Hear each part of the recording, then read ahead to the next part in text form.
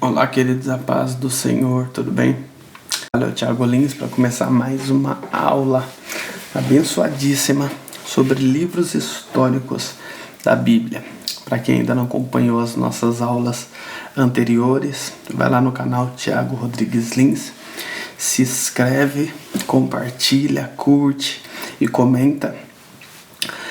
Tivemos aula sobre o livro histórico de Josué, Juízes, livro de Ruth, 1ª e 2ª Samuel, e agora seguindo 1ª e 2ª Reis, ou também conhecido como livro dos Reis de Israel. Desde já eu agradeço, vamos fazer uma aula muito boa, interativa, que isso possa abençoar muito a sua vida, amém? Segue ali a nossa arte abençoada e vamos lá. Achei um site bem legal chamado Slides Share, e eu irei utilizar alguns dos slides deles, que eu achei o conteúdo muito próximo com aquilo que eu quero ensinar nessa aula, né? Então vamos lá. O panorama histórico dos livros dos reis de Israel. O autor, ele é desconhecido. A data 561 a 538 a.C. O alvo é descrever a história política do reino dividido. Versículos chaves: 1 Reis capítulo 3, verso 9, 2 Reis 17, 13. Certo? Deixa eu fazer uma ressalva. Parte da doutrina bíblica, eu gosto muito dessa parte, é a que eu creio, é que parte dos escritos de 1 Reis foi escrito por Jeremias. Porque se você for analisar o período contextual de Jeremias, ele não é só contemporâneo, mas ele atinge parte do mesmo período contextual do livro dos reis de Israel.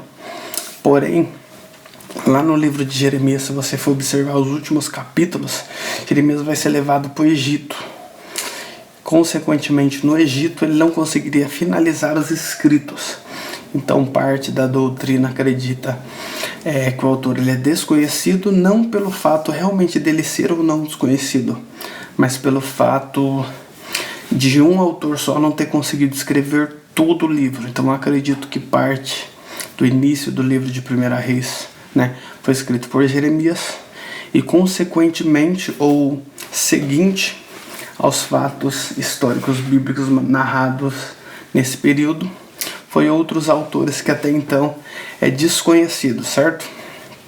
E algo interessante também a se datar é que no livro, a nossa revista, Almeida Corrigida, revisada e corrigida, ela entende que tanto o livro de 1 Reis como 2 Reis, eles fazem uma separação.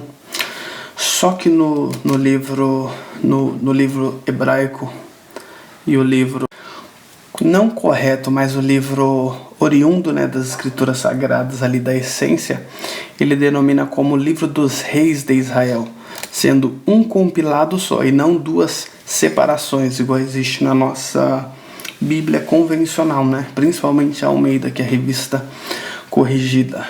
Então vamos continuar aqui. O propósito do livro de 1 Reis. Este livro é a continuação de 1 e 2 Samuel e começa traçando a ascensão de Salomão ao trono. Após a morte de Davi, a história começa com o reino unido, mas termina com uma nação dividida em dois reinos conhecidos como Judá e Israel. 1 e 2 Reis são combinados em um único livro da Bíblia hebraica, como eu já mencionei. Já 2 Reis, o livro de Reis, é uma continuação do livro de 1 Reis. Ele continua com a história dos reis durante o reino dividido, Israel e Judá. O livro de 2 Reis termina com a derrota final e a deportação do povo de Israel e de Judá para a Síria e a Babilônia. Vou fazer uma ressalva muito interessante aqui. Todos vão lembrar que Salomão ele vai herdar o trono de Davi, certo? Então, Salomão ele vem da linhagem, quando nós chamamos da linhagem dos justos. O que seria a linhagem dos justos, Tiago? Se você lembrar lá no início, na Gênesis, na criação, quando Caim matou Abel, da geração de Caim vem a linhagem que a Bíblia nos denomina como linhagem dos ímpios, e já do próximo filho de Adão e Eva, que é Sete, vem a linhagem que nós conhecemos como a linhagem dos justos. Então você entende que Salomão, ele foi filho do ato entre Betseba e Davi. Porém, Salomão ele vinha de uma linhagem específica. Ele era filho de Davi, neto de Jessé, bisneto de Obed, tetraneto de Boaz, e quatetraneto, se eu não me engano, de Salmão, da tribo de Judá. Então ele já era cordeiro de uma promessa, tanto que lá no livro de 2 Samuel, o próprio Deus vai dizer que ele queria construir um templo, certo? Não Deus queria construir um templo, Davi queria construir um templo, e Deus disse que Davi era um homem sanguinário. Então o que a Bíblia vai dizer? Que quem irá construir o templo será o seu filho, ou seja, aquele que vinha da semente de Davi, que seria Salomão, queria construir o templo que o próprio Deus recusou que Davi construísse, por Davi ser um homem sanguinário. Então você já entende a questão da bênção, da genealogia dos justos, e também da bênção sobre a restituição do reino que o próprio Salomão teve. É interessante você notar que muitas pessoas comentam que Salomão teve muitas mulheres, né? Isso realmente é um fato, porém, uma das coisas que nós precisamos entender é o período contextual ao qual ele vivia. E algo muito interessante é por quê? Porque quase todas as mulheres de Salomão, ele não tinha uma aliança, um matrimônio justamente pelo amor ou pelo fato de querer ter mais mulheres, mas sim pela questão da aliança política.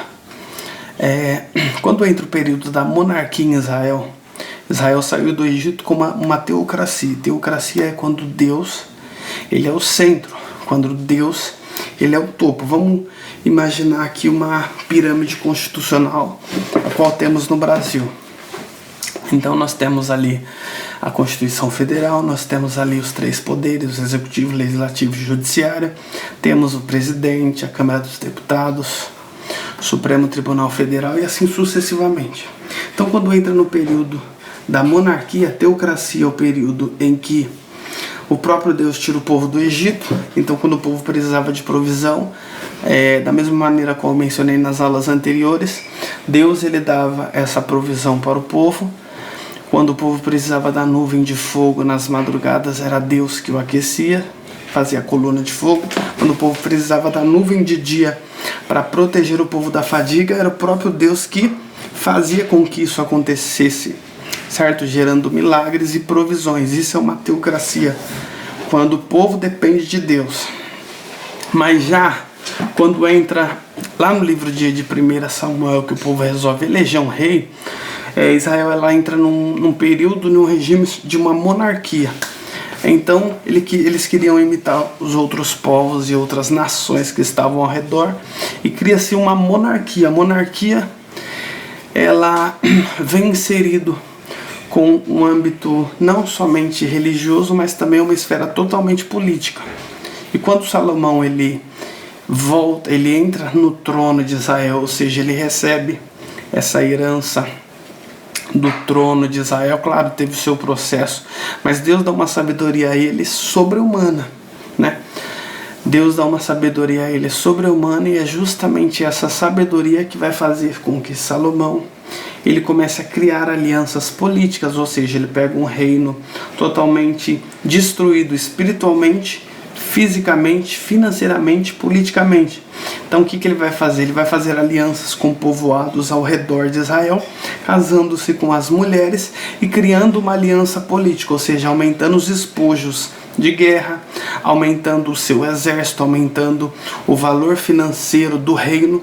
E aí sim ele começa a fazer uma reconstrução, uma reconstituição de um templo, não só de um templo, mas vive um templo muito grandioso em Israel. Tanto que a própria Bíblia vai dizer que bronze e prata não tinha mais tanto valor, porque era tamanha prosperidade que somente o ouro tinha um valor muito bom. Amém? Vamos lá dar um... Passando aqui, interessante. As 12 tribos de Israel. Se você imaginar lá, quando Deus dá lá os filhos de Jacó, as 12 tribos, aqui Manassés, Naftali, Zacar, Efraim, Benjamim, Simeão, Asser, Zebulon, Gad, Dan e Ruben. E aqui os territórios: Desde já está muito claro que esses slides que eu usei, desse site muito bom que um amigo recomendou, SlideShare, eu vou deixar o link lá na descrição do vídeo para todos que quiserem não somente acompanhar esses estudos, mas vários outros que serão inseridos com esses slides, certo? É um programa muito bom, um site muito edificante, e eu creio que isso vai agregar muito nas nossas aulas. Desde já peço para você compartilhar, se inscrever, curtir no canal. Nós teremos conteúdos abençoadíssimos e que irá acrescentar muito na tua vida espiritual, financeira, mental e assim sucessivamente. Então vamos lá. O Reino Unido e o Reino Dividido.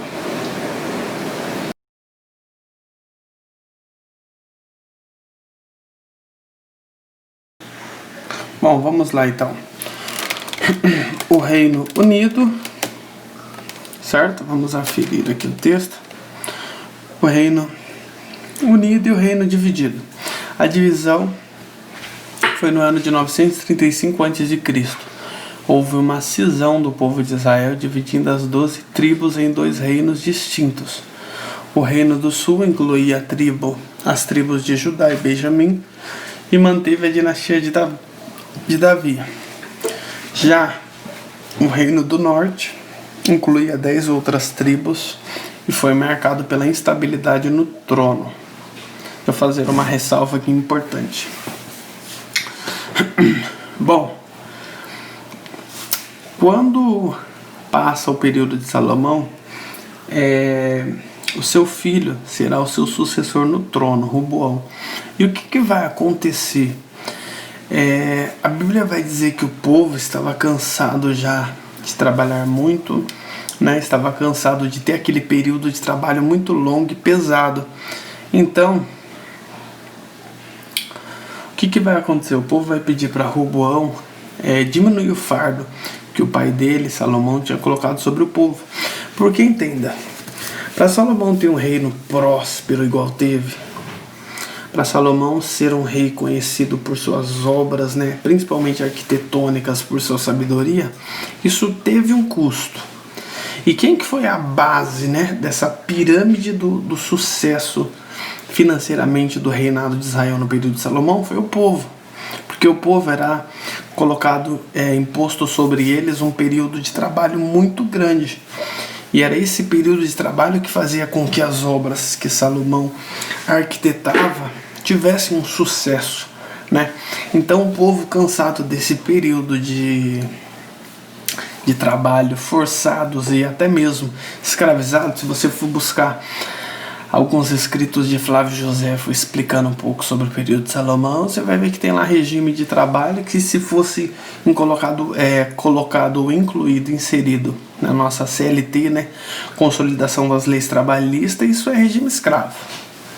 Então, a parte do sucesso de Salomão nós entendemos que é devido ao trabalho forçado do povo israelita. E o povo vai cansar disso e fadigar. Então o que o povo vai pedir? Olha, Salomão, Roboão, diminui o fardo que o seu pai colocou sobre nós. Vamos arrumar aqui. Diminui o fardo que seu pai colocou sobre nós. A Bíblia diz que Roboão, ele vai escutar o conselho dos jovens, ele vai escutar o conselho primeiro dos sábios. Os sábios vai dizer, ele vai escutar, depois ele vai escutar o conselho dos jovens que cresceram com ele. E os jovens vão dizer o seguinte: olha, Roboão, se seu pai castigavam ele com chicotes convencionais, castigam eles agora com chicote pontiagudo, porque o seu dedo midinho é maior que o lombo do seu pai. O que eles queriam dizer com isso? Um ditado popular judaico. Que Roboão tinha que ser melhor que o seu pai. E isso colocando um jugo mais pesado sobre o povo, porque assim ele teria mais sucesso que seu pai Salomão. E Roboão vai acreditar nisso, porém o povo se revolta. Imagina uma revolta política. Certa feita, quando um dos supervisores que supervisionava as obras de Roboão vai observar o povo trabalhando, o povo vai apedrejá-lo e vai matar esse servo de Roboão, que era um supervisor da obra. Então vai gerar uma guerra política, uma revolta política. Lembra lá, fazendo uma analogia à parte, de quando aqui no Brasil teve o impeachment da Dilma? que teve aquela revolta dos trabalhadores, a revolta política, né, nas suas gamas hierárquica política, teve aquela guerra política e isso gerou o quê? Gerou um impeachment. Então, o que eles vão tentar fazer de forma analógica, lúdica, sempre, claro, é tentar fazer algo semelhante com o Roboão, só que o Roboão vai fugir para o Egito. Quando o Roboão volta, ele vai ficar em Judá, e junto com Judá, Benjamim. Então, das 12 tribos, 2, Judá e Benjamim, vai permanecer na dinastia de Davi. Mas junto com as outras 10 tribos que fica Israel, eles vão eleger Jeroboão como rei. E isso dá um problema enorme. Por quê? Porque Jeroboão sabe que ele não é da dinastia de Davi.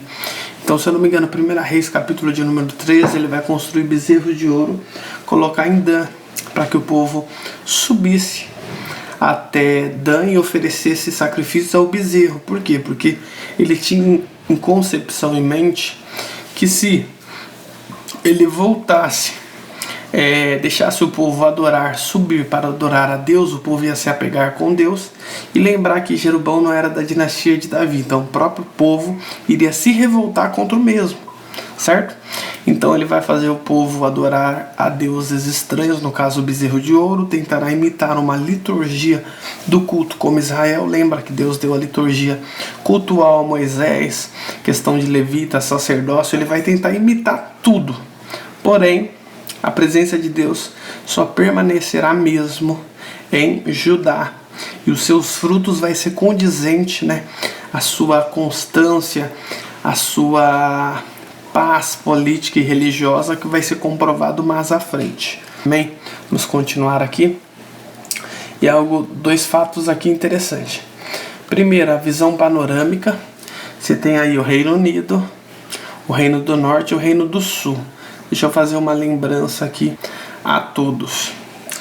Que quando o povo sai lá do período do cativeiro, né, dos egípcios, que Deus leva Moisés à peregrinação, eu tenho que ser rápido para o vídeo não ficar também muito longo. O regime que os israelitas viviam, né, naquela época que os hebreus viviam, era um regime teocrata. Regime teocrata, uma teocracia, teos vem da palavra latina Deus e cracia povo. Então, o povo direcionado por Deus, ou o governo de Deus para o povo. Então, quando o povo precisava de alimento, Deus enviava o maná. Quando o povo precisava de uma nuvem para cobrir eles daquele dia que no deserto tem aquele sol escaldante, Deus enviava as nuvens, certo? Para proteger o povo da fadiga. Quando o povo precisava se aquecer nas noites frias do deserto, Deus colocava uma coluna de fogo. Então isso é um regime de governo teocrata, ou teocracia, que seria um regime de governo em que Deus, ele é o topo, certo? Porém, quando no livro de 1 e 2 Samuel vai dizer muito bem isso, que o povo ele quer um rei, e o próprio Deus permite que Saul seja o rei, o governo que era teocrata muda para uma monarquia. Então aqui nós entendemos o quê? Que quando era um regime monárquico, principalmente Saul e Davi, teve os reinos unidos, as 12 tribos unidas, alguns profetas, sacerdotes no templo, tudo corria muito bem. Após esse período de cisão, de separação, né, que foi proporcionado pelo próprio Roboão, então Judá ficou Judá Norte com 2 tribos, Israel Sul com 10 tribos. Teve uma separação, uma cisão, uma separação, né? Se você for observar numa Bíblia que tem um aspecto cronológico interessante de você observar, você vai ver que elas são sempre separadas, fatos que aconteceram em Israel Sul e Judá Norte. Já na nossa Bíblia convencional, a Almeida Revista Corrigida, ela tem esses dois aspectos juntos, então dá a entender que é no mesmo período, no mesmo lugar até, em alguns momentos, mas são ou Israel Sul e Judá Norte, 2 reinos que teve uma cisão e uma separação. Então vamos lá. Deixa eu datar aqui só 2 aspectos interessantes. Na história do reino dividido, o reino do norte, Israel, era politicamente mais estável que o reino do sul, Judá. Alguns fatores comprovam isso: a duração mais curta, a violência sempre precede a sucessão real, os 19 reis são considerados maus pelo autor do livro de Reis, a duração média de um reino era de 10 anos, e 9 famílias diferentes reivindicaram o trono. Porém, em contraponto a isso, ou pressuposto a isso, o Reino do Sul. O Reino do Sul, Judá ainda sobreviveu por mais 1,5 século, chegando a 345 anos de existência, e abaixo estão relacionadas as suas principais características: a média duração do governo, a família de Davi, na sucessão real, o reinado da rainha Atalia, que quebrou, essa sucessão davídica, e dos 19 reis de Judá, 8 são classificados como bons. Isso aqui é interessante, por quê? Vamos voltar aqui para mim. Porque Deus fez uma promessa para Davi. A promessa seria que sempre no trono real teria um descendente de Davi. Isso aconteceu aonde? Em Judá, que era o reino norte, Judá e Benjamim, Judá, tribo de Judá e a tribo de Benjamim. Então, sempre acompanhando ali, você vê que foi um reino menor que o de Israel. O de Israel tinha 10 tribos, o de Judá tinha 2, mas foi um reino mais bem sucedido, foi um reino mais tranquilo, mais completo, e principalmente teve um cenário político, um cenário religioso, um cenário financeiro melhor equilibrado e melhor planejado que o próprio Israel, que seria um local maior, mas pela instabilidade do povo, todos os predecessores de Jeroboão, ou seja, a descendência de Jeroboão, eles sempre eram surpreendidos, mortos de uma maneira brutal, e o reino durou um período muito menor. Por quê? Porque eles não acompanhavam aquele período de bênção que tinha em Judá, já não acontecia em Israel, porque Israel tentou imitar a liturgia do culto, mas para um Deus estranho. Nós sabemos que isso é considerado para Deus abominação. Então isso gerou pecados lá da alta gama da esfera até os menores, mas todos, infelizmente, debaixo de um mesmo jugo pesado. Alguns reis de Judá, Azá, Josafá, Joás, rei Ezequias, mais conhecido, destaque dos livros que enfatiza a fidelidade de Deus, um livro que destaca o início dos ministérios dos profetas. Aqui deixa eu finalizar para o vídeo não ficar muito longo. Vou colocar os slides que eu encontrei desse programa muito interessante chamado Slides Share, e vou colocar o link na descrição dos vídeos. Então, o que eu quero que você entenda de uma maneira muito interessante aqui, nesse período dos reis, foi o período que Deus levantou também os seus profetas. Quem não se lembra quando Deus levantou lá Elias para profetizar contra o reino de Acabe e contra o reino de Jezebel? Ou seja, o que Deus queria dizer? Usando os seus profetas justamente para se levantar nesse cenário contextual de mistura religiosa, de mistura a deuses estranhos, Várias vezes você vai ver, por exemplo, Elias, naquele episódio fazendo fogo cair do céu, e outros episódios, ele sempre demonstrando o poderio de Deus para a nação que estava totalmente conturbada espiritualmente por ter outros deuses no sistema de adoração deles. Mas algo também muito interessante é você entender sobre a promessa de Deus, sobre a linhagem de Davi, e ver sempre que quem está debaixo, ou o povo que está debaixo da promessa, ele sempre terá paz, tranquilidade e um reinado mais próspero, até mesmo se os seus opositores forem maior, ou seja, ter um reinado maior, um poder bélico maior, um poder econômico maior, poder financeiro e assim sucessivamente, mas bem planejado. Mas sempre o povo que tem a herança e a promessa de Deus, ele sempre tem uma instabilidade em Deus que vai gerar provisão. Então eu quero finalizar já esse estudo dizendo que o livro dos reis de Israel é um período interessantíssimo de ser estudado, porque você consegue analisar ali em vários aspectos, e principalmente no aspecto religioso, o quanto Deus cuida do seu povo e quanto Deus esteve na direção em certa parte dos reis, que foram sucessores da promessa de Deus. E também você vê o quanto Deus se importa a nível de levantar profetas para falar com o seu povo, a sua geração eleita, a menina dos seus olhos, que é Israel. Amém? Desde já eu quero finalizar essa aula pedindo para você curtir, compartilhar, se inscrever que é muito importante para nós. Desde já, um ótimo dia abençoado. Até mais.